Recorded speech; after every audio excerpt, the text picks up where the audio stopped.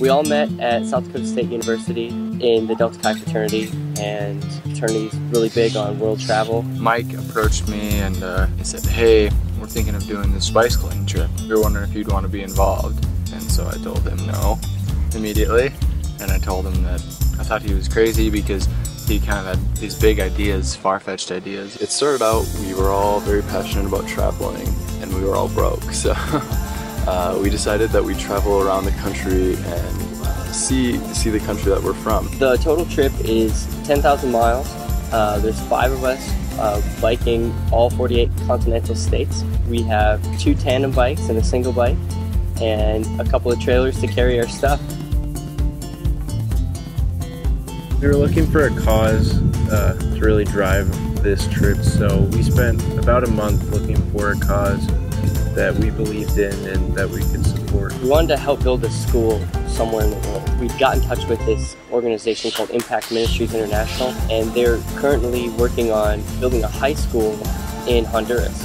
Chris and I took our spring break and went to Honduras and were able to visit the orphanage, and we were blown away. We were expecting a lot, but it just was a lot more than we could have ever hoped for. We got to experience daily life there, and we got to meet all the kids and the nannies, and we got to know the town around there and see what it was really like to be there.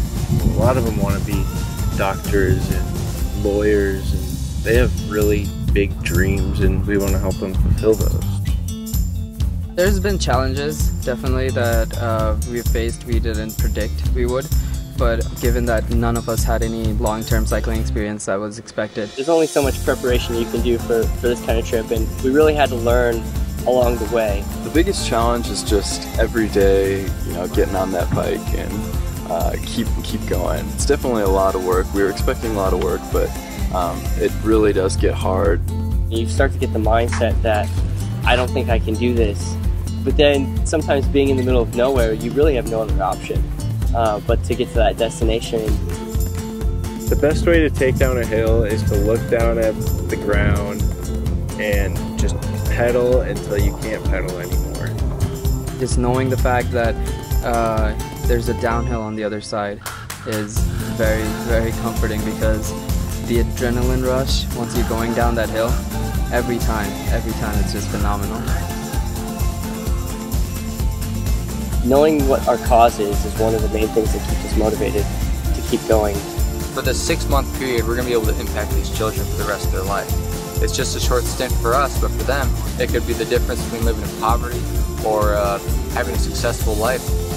Psychologically, I think the adventure, the thrill, the feeling of freedom to a certain extent is what keeps me going. People just come up to us on their own, and they'll ask us, what are you guys doing on tandem bicycles? Where are you going? And it really opens up the platform of discussing what we're doing and why we're doing it. It's been more than one time that we roll into a town and we don't know where we're going to stay. We just plan on camping out, and all of a sudden we get talking to somebody. The guy's like, hey, why don't you come and stay at my house? So meeting people has been an amazing experience. They've all been very welcoming, and that was something that we didn't really know whether or not we would see along the way. But every single person that we've stayed with has just been super excited to host us and let us have showers and let us food. To see people go out of their way to help us has definitely been enlightening. It's given me hope that the glass is half full rather than half empty. This trip has just been amazing in that aspect. Going around the United States and getting out of my hometown has been an amazing experience, just because there's so many places that I have never seen in the United States. There's so much beauty here. It's unbelievable. I think the best way to describe this experience is life-changing.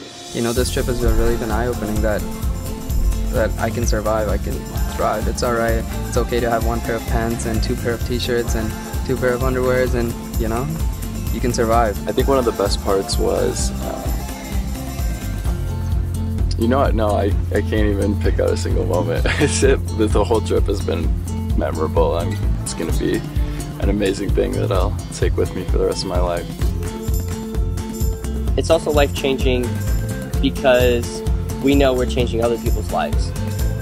And that's not a feeling that you get every day. Education has given me a foundation to base my life on, and probably the same for a lot of people.